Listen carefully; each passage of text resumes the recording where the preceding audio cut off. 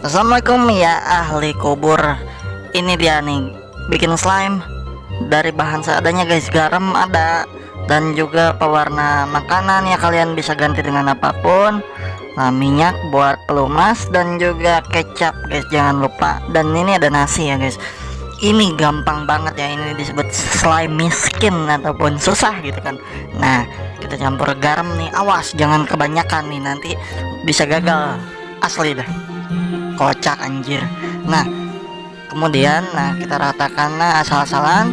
Nah, kemudian kita berikan kecap guys. Nah, kecap ini yang sangat bermanfaat bagi tekstur slime dan juga apa ini namanya, pewarna makanan ya. Dikit aja, dikit guys.